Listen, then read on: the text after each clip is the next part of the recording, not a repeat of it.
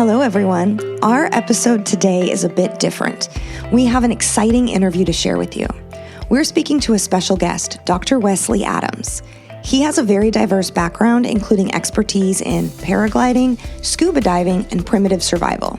He's even been featured on an episode of the survival show, Naked and Afraid in Ecuador. He's also written several books on foraging for food, and that is what we're going to talk about today. Enjoy. I'm Professor Megan. And I'm Professor Susan, and we're your nutrition profs. We are registered dietitians and college professors who have taught more than 10,000 students about health and nutrition. We have answered a lot of questions about nutrition over the years. Some we get asked every year, and some are rarely asked, but very interesting. We're here to share our answers to these common and uncommon nutrition questions with you. So bring your curiosity and let's get started. Welcome to our class.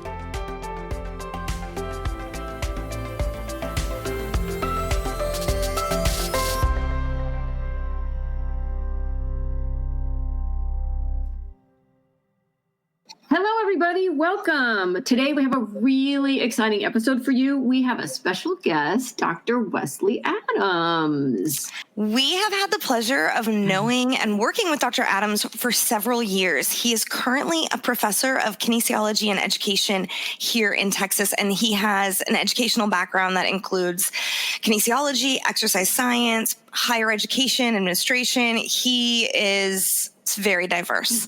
Yeah. He is also the author of several books, including Common Edible and Medicinal Plants of Texas, as well as Common Edible and Medicinal Plants of the U.S., as well as several others. So he could talk about so many different topics, but today we're focusing specifically on foraging. One thing my sister asked me before we get started, she said, foraging isn't the same as dumpster diving, right?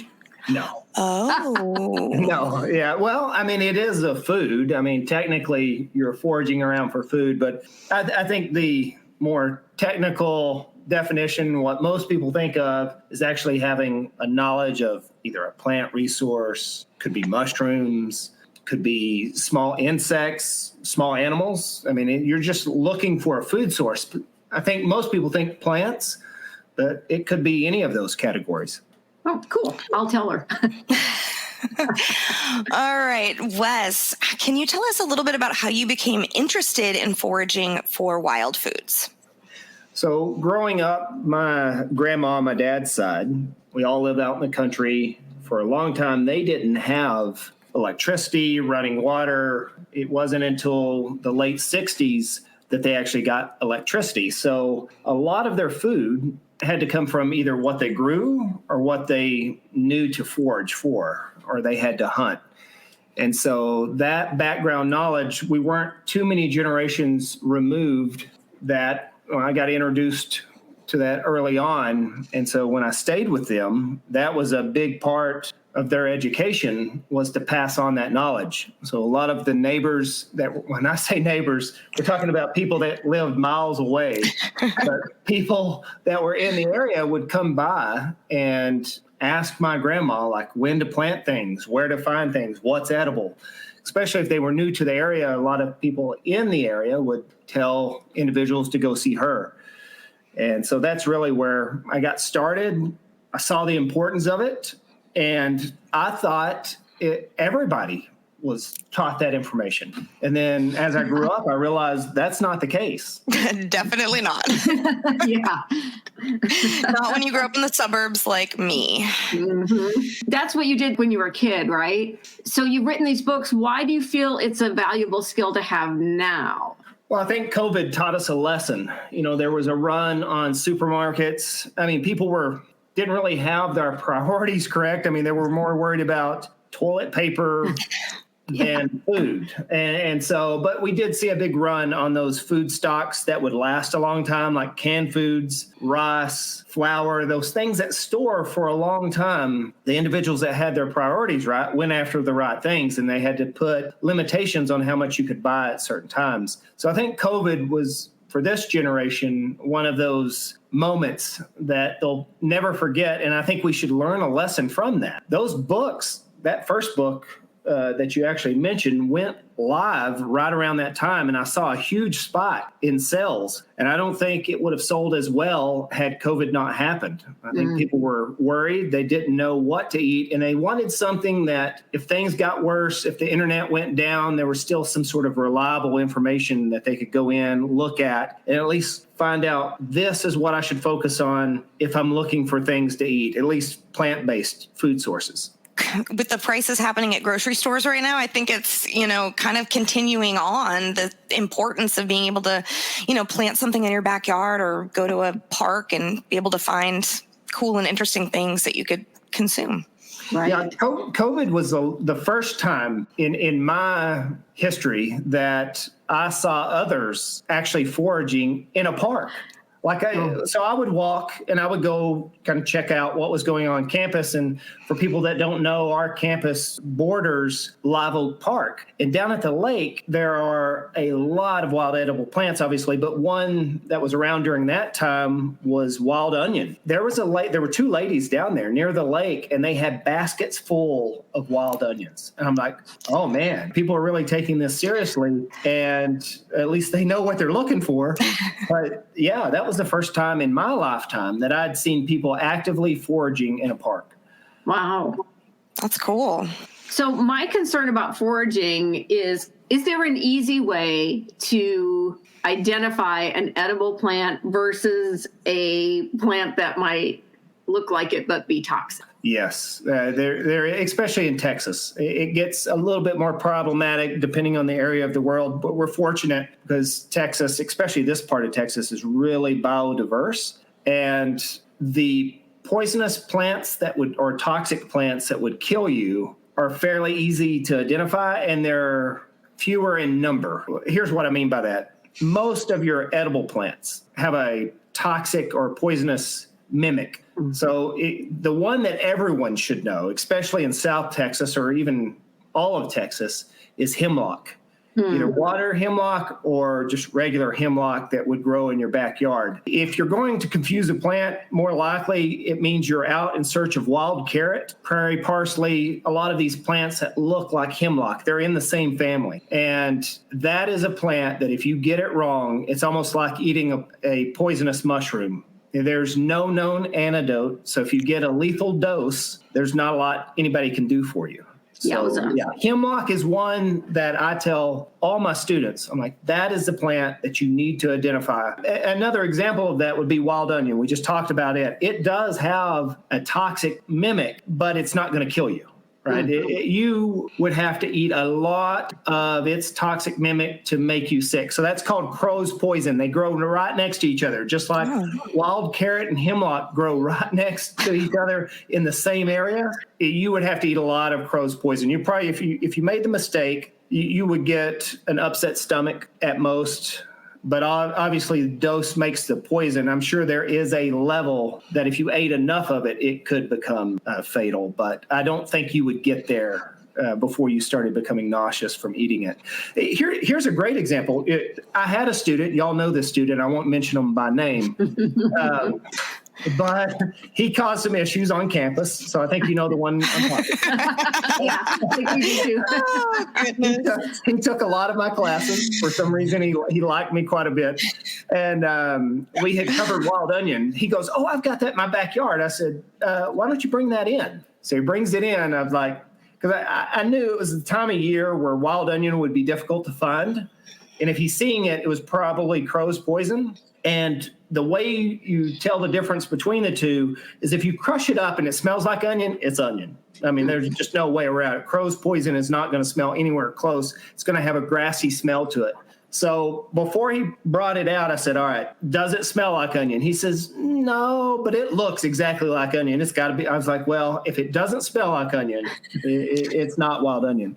And so we, argued back and forth. I'm like, well, just pull this out. I said, now crush that up. I said, what does that smell like? He smells like grass. I was like, exactly. That's crow's poison. But that's how similar they are in appearance. And so if I were going to go to a park and I'm going to look for wild onion or I'm going to look for wild carrots or something like that, is there an easy way for me to find pictures? I mean, obviously, if I know that ahead of time, right, I guess I can Google it or read your book. But I mean, I wouldn't even think to do that if I were first going out. Are there things that before somebody would start foraging that they really should learn? Yes. And so I kind of learned backwards but I had an expert in the field, right? I had my grandma. She knew the plants in our area. She had grown up knowing those. What I would recommend, and this is what I recommend to my students, I would get a top 10 list. These are the plants that are found year round, or the majority of the year round. They're easily identifiable. They don't really have a toxic mimic. Learn those first. Get practice, because sometimes a photo is not enough. One single photo. That's why I wanted to put videos in my book to give a little bit more detail than I could in illustrations or in writing. I wanted people to kind of see what I was seeing in the field. But you really have to go out in the field. I also recommend don't waste your time on plants that are not calorically dense. You'll learn those as you go through, but don't spend a lot of time where you're going to spend more calories searching this plant out than you would actually get from consuming it. That's good advice. It's not necessarily worth your time. We ran into that in Ecuador, where, we're at high altitude. We're at ski level resort altitude. So between 8,000 and 9,000 feet, we were probably spending or burning 3 times the amount of calories we would at sea level. And we were going out collecting pony's foot and dandelion, the ones that we knew didn't have a toxic mimic that we wouldn't misidentify, but we weren't getting enough substance. We were burning more calories. Even the lemons that we went up, we had to hike 3 miles and go from 8,000 feet to almost 10,000 feet. And when we got up to those lemons, we spent who knows how many calories trying to get through those, but we were so hungry. Yeah. Hunger took over and we weren't really strategizing correctly. So you definitely want to make sure they're worth your time, that they're calorically dense or nutrient dense. Mm-hmm. Right. So you mentioned videos. So can you just kind of talk a little bit about what your books look like, so that if somebody wanted to forage and look at one of your books, how would they use that? Yeah, they're laid out as a field guide. I didn't want to make them too large. I wanted them to fit in a small backpack so somebody could take it with them. It wouldn't weigh down their backpack. And they could go to it if they have cell phone access, which most of us do. Like if you're going to go to a park, you can use the videos out in the field. So you can scan it with your phone, watch the video if you need a little bit more information. But once you've watched the video a couple of times and you know that plant, you don't need that element of the book anymore. Now you know that plant, you can kind of check it off your list and go and learn other plants and use the book to continue that learning. But again, I would go back to go into the top 10 plants that are calorically dense, nutrient dense, that are found year round. Learn those first, and then you can expand your knowledge. And that's really how you should use the book. I tried not to because there are a lot of edible plants, and there are some that are not calorically dense, but they're nutrient dense. Mm-hmm. Or maybe they're not calorically or nutrient dense, but there's so much of it, you would spend very little effort trying to find it, and it's found year round. So I include it in the book because it could be used as a filler with other nutrient dense plants. Right. And those are the ones I would learn. And then that's how you should use the book, is kind of have an idea of what you're going to go search for, look at when it's available, use the maps in the book. So I have the newest edition of the Texas book also has the U.S. map and the Texas map separately. So it shows where it's found throughout the U.S., but it also shows more specifically where it's found in Texas, because Texas has so many regions. There's so many different biodiversities here. And we're that's the great thing about San Antonio, and why I wanted to write the book is not only to expand on what my grandma knew, but to give students a resource that was specific to this area. But the problem is, it's almost every plant in Texas, because we're right at this the edge of the hill country. We're at that black clay soil that we have up in North Texas is found over in St. Hedwig and those areas. We're right on the edge of the coastal plains, all those South Texas plains. We are right here. And it's the reason that Native Americans like the Comanche fought so hard for this land is because of what was here. Yeah, that makes sense. That's awesome. All right. So could you tell us a little bit about, okay, as a dietitian, people assume that I am a good cook.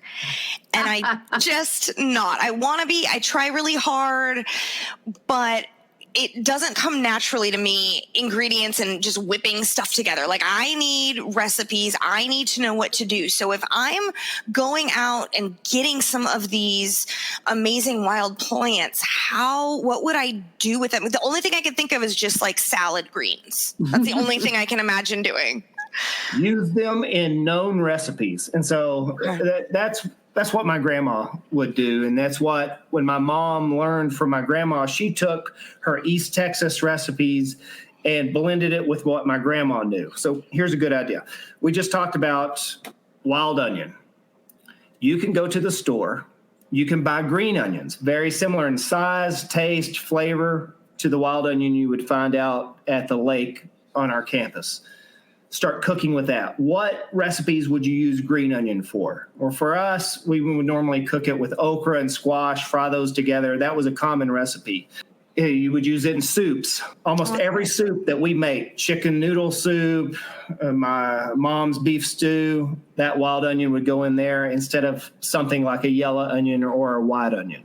Okay. So anything that you would normally cook with, you can find an equivalent to it in the stores. And that's how people should learn, right? Go out and look at your existing recipes and just replace one of those items with something that's a wild edible. You can pickle a lot of the purslane and the sea purslane. You got to be careful because the stems get kind of woody over time. The purslane leaves, the purslane that you can find in San Antonio, and more specifically, the sea purslane tastes like sweet corn when you cook them with butter. So you just like you would cook sweet corn with butter, especially the sea purslane. The good thing about a lot of those sea plants is they come with their own salt. You do not So sea purslane, sea rocket is like a wild mustard that grows on the beach. Sea amaranth. But a lot of your sea plants, they all are loaded with salt. Of course. So you don't have to add any salt to them. No seasoning required. That's right. Great. No salt anyway, right? And so if we're going to go out and forage, what kind of tools would we need or equipment? Good question.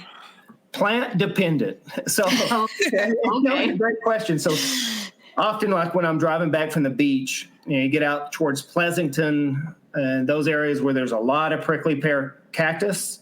Obviously, prickly pear comes with its glochids and thorns, and those glochids you can't necessarily see, and you cannot even like welder's gloves. You would think that would be thick enough, but it's not. Those little glochids will work their way through the fibers, even in that leather. Yes, they do.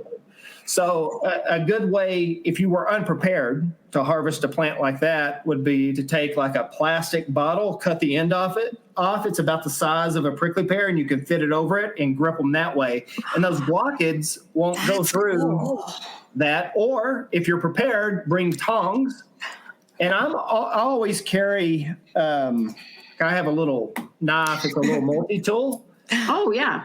And it comes with its own set of pliers, little snipper pliers. Yeah, so you can't grip the whole prickly pear, but at the base of a prickly pear, it narrows down. You can knock it off, knock it in the bucket. Now they're still going to have the glochids, and so you got to burn those off.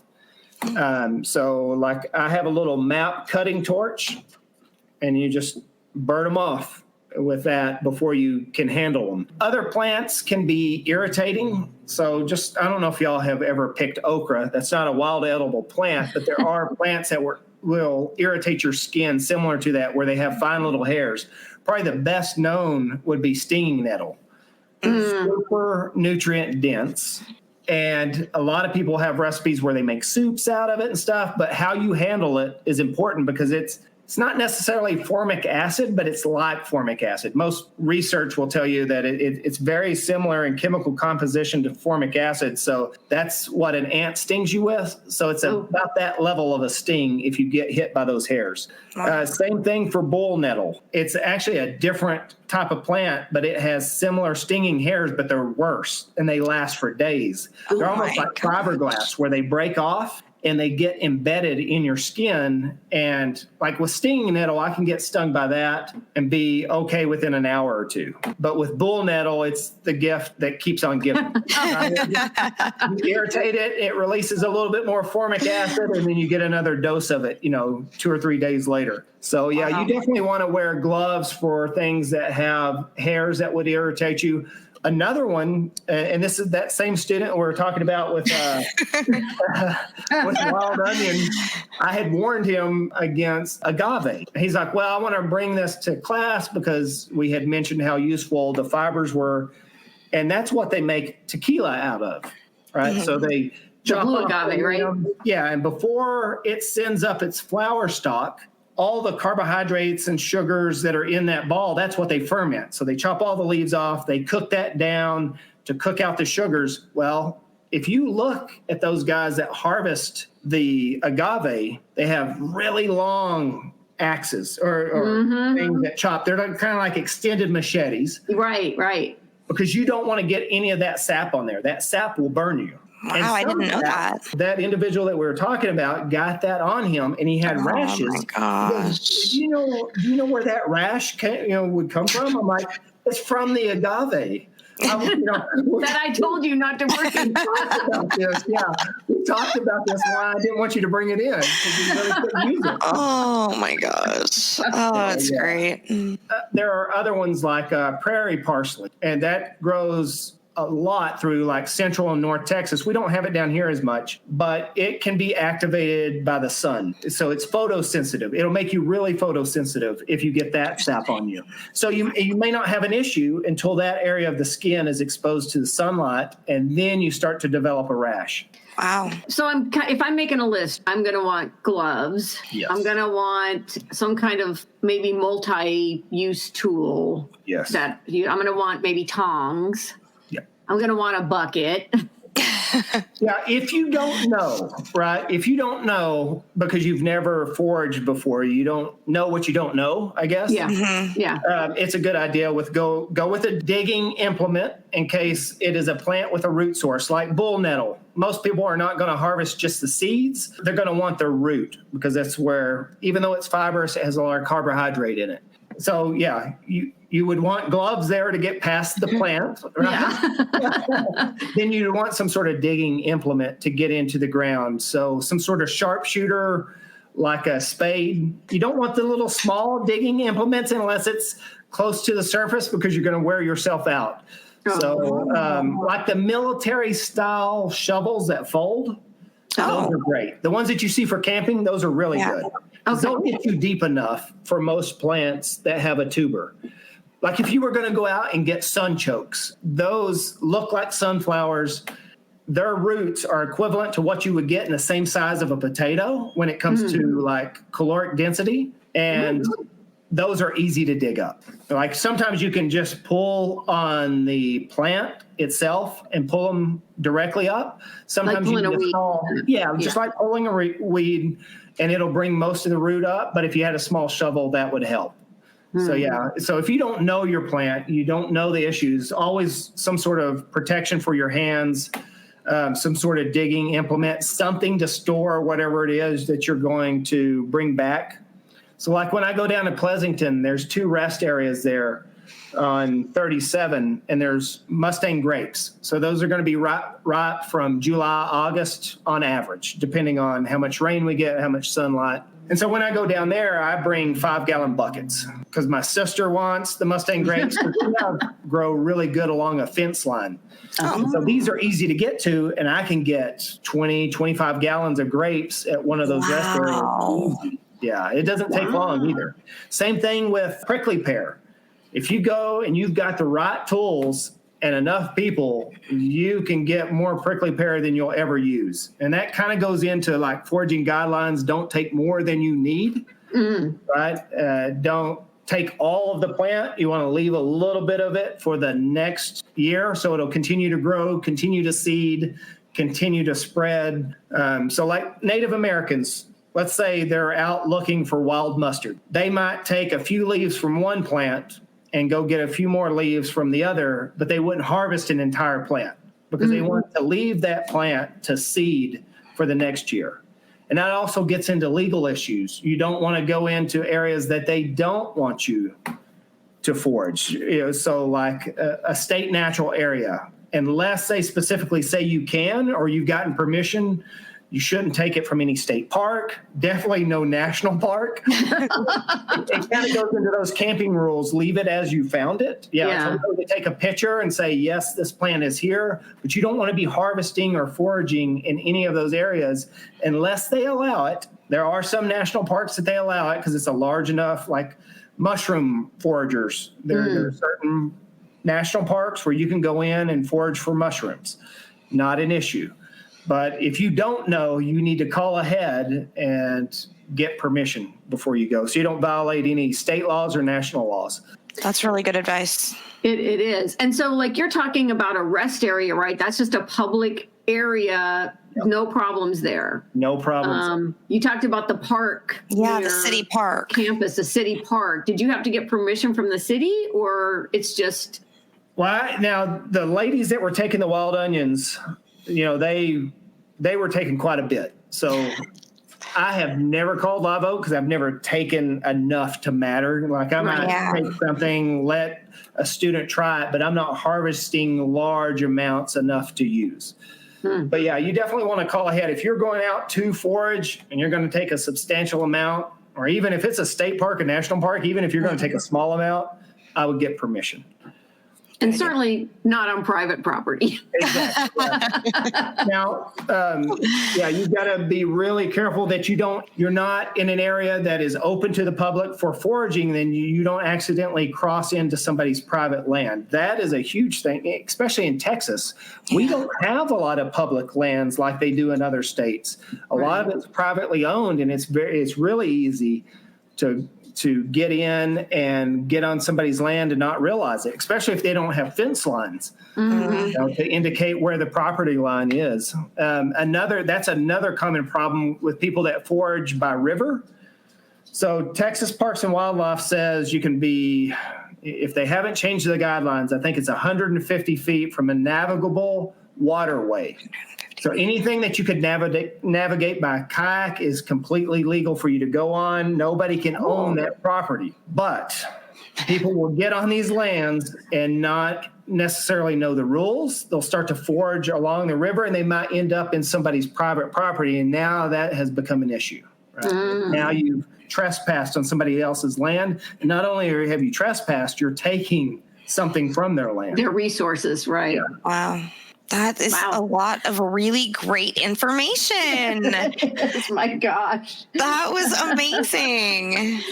So what's your favorite foraging experience that you can do you have like a memorable thing that you want to share with us? One that comes to mind fairly quickly is there is sumac that grows up in North Texas. It grows through Central Texas. I've seen it down here a little bit, but it's not as common. And it's got like a sweet, salty taste to it. So it has these red berries on it, and you got to wait till they're completely dry and you lick it. It's kind of like a sour head candy. Oh. Like it's really tart. And so my grandma used to make like a lemonade from it. Ooh. But if you lick it without it being diluted in water, it is really stout. So that's one.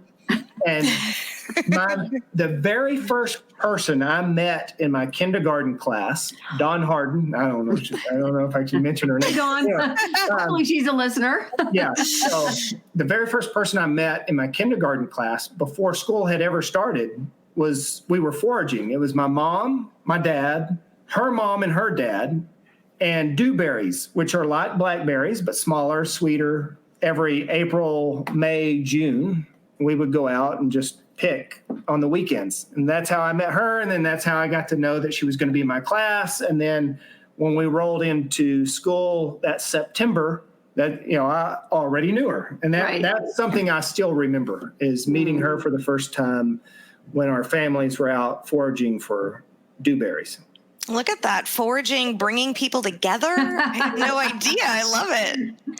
So you've just talked about being in other countries like Ecuador, and then you're located in Texas. So that's kind of your main place. But I know you've been to Colorado and some other places. Traveled quite a bit. So we have listeners from all over the country and actually internationally. And so I suppose the rules might be different in other countries, other areas. Where would you find those kinds of rules, or are they? Yeah, no, Foraging Texas is a really good site. Meriwether, he's probably one of the best known foragers in the state of Texas. And he's got a list of resources, laws, regulations, especially for Texas. Now, once you get out of state, obviously state laws change and other states have more public land. And even those that have equal amounts of public land, their laws may vary. Once we get out of state, I mean, you're fairly safe on a public. I'm trying to think of how to explain it. Like if you're right off of a highway and you're just looking at plants and you might take a few here and there, I've never heard of an issue. Doesn't mean there's not one, but you would definitely want to research the areas that you're going to go into and look at the local laws. Those I don't know as often. I do travel. Most of your rest areas are going to be fairly safe. But again, you don't want to be taking from that. Almost anywhere that you're going to be at in any state, it's fine to go out and look for these plants to see what's there. But I would be real hesitant to take anything from there unless you knew the local laws, for that area. Yeah, and I would say even some of the more restrictive states that have more environmental laws than other states, I think that's really where you want to be concerned with. I mean, I would check no matter where you're going to go, but I've never really harvested out of state. Like I'm there to identify, to see what's in my state. And I don't want to give bad advice and say, oh, don't worry, take it from a roadside place. Texas is pretty wide open when it comes to public areas, as long as they're public, right? But again, you get into that, are you really in a public area? Are you taking things from that? Those are all considerations. Check ahead before you go, because I don't want to tell you it's okay, and then you end up getting in trouble. Because like I have, the only places I've really harvested that would be out of Texas would be like Ecuador, where we had to survive. But they, the people that we were with already had permission. Oh, right. Yeah. So they had already looked into what the laws were and knew it was. Yeah. But in most of the countries that I've been in, like Mexico, Costa Rica, I spent a lot of time in Costa Rica. Those countries are fairly lax. There may be official rules on record, but nobody to enforce it. But like you said, even if you were harvesting, you wouldn't be taking the whole plants. Exactly. You would just take enough for yourself or what you needed. Right. And in that situation, if you're not using it to survive, if you don't necessarily need it to eat for nutrients, why take it? Yeah. Just take a photo of it. That's what I do. Like, especially if I'm traveling, I'm like, all right, what is similar to what we have in Texas? What are the known plants in Texas that I'm seeing here in New Mexico, in Colorado, Nevada, Oregon, wherever I'm at? I want to know what would be common throughout the United States, right? Or Canada, or Mexico, or all of the Americas. That's what I was looking for when we went to Ecuador and Costa Rica. What was common across all of these countries that keeps popping up? And things like dandelion, cattail, dock, like curly, we have curled dock or yellow dock. Wood sorrel was all over the place. Pony's foot, prickly pear, especially down through Mexico, Costa Rica, Ecuador. Before we got into the cloud forest, we went through these dry, arid deserts. So it looked a lot like New Mexico, just with taller mountains that were coming off. If listeners wanted to know more about what you do, or like we said at the beginning, you're so diverse, how would they find you online?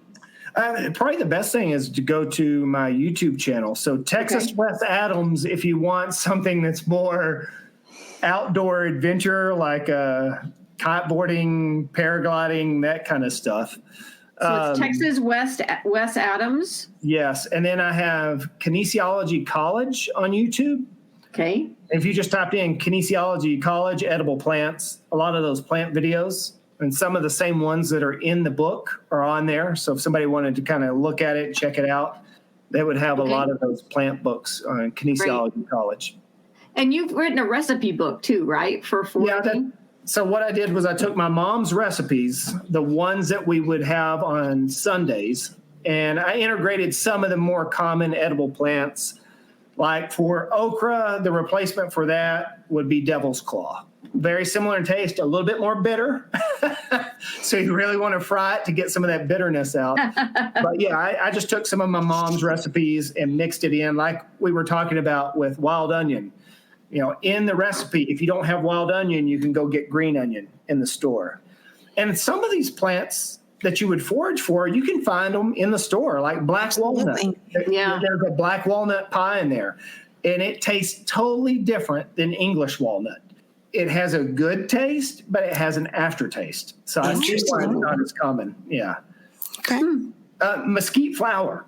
Anybody that likes chocolate, that is a really good flour a lot of these will come with their own recipes on the back of the packaging.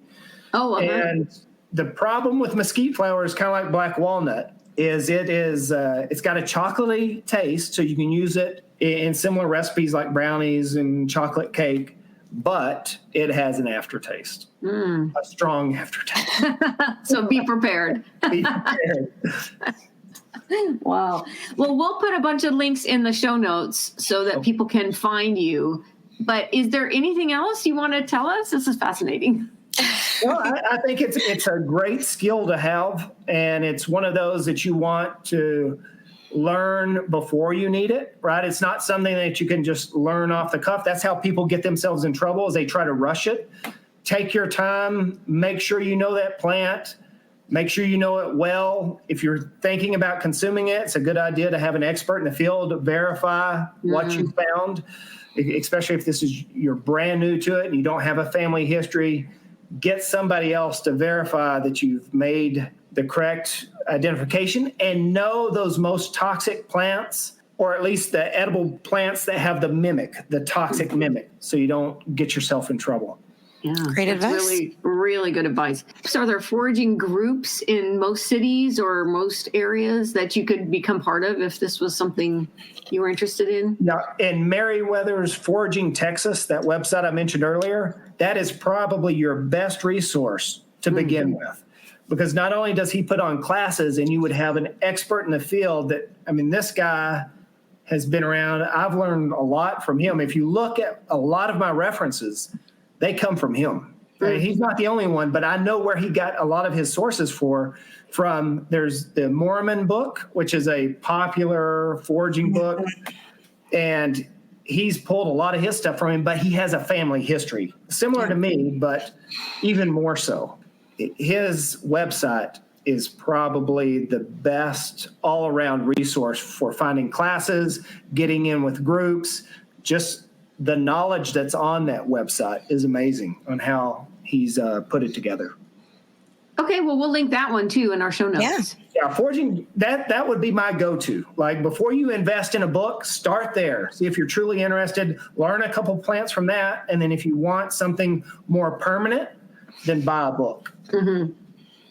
Excellent. Wow. Sounds good. Well, thank you so much, Wes. This was really interesting. Yeah, I liked it. That's cool. Thanks, everybody. Yeah, Thank you.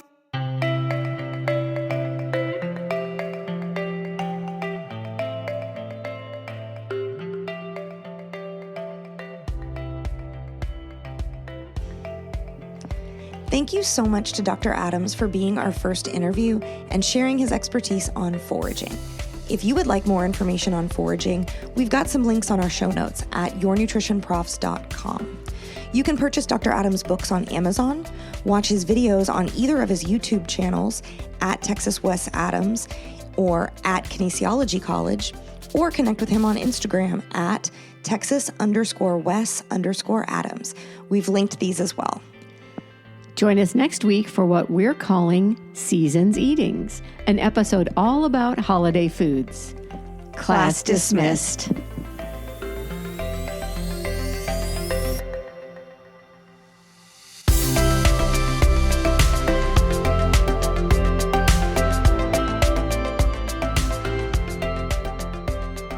We hope you enjoyed this episode. You can find the show notes and a list of sources on our website, yournutritionprofs.com. Your homework is to follow us at Your Nutrition Profs on Instagram and to listen to our next episode. You can listen on Amazon Prime, Apple Podcasts, Spotify, YouTube, or anywhere podcasts are found. We'd appreciate it if you'd like us, write a review, subscribe, and invite your family and friends to join us too. If you have a nutrition or health question you'd like answered, let us know. We may even do a show about it. Send an email to yournutritionprofs@gmail.com or click on the Contact Us page on our website. Thanks to Brian Pittman for creating our artwork. You can find him on Instagram at BrianPittman77. See you next time.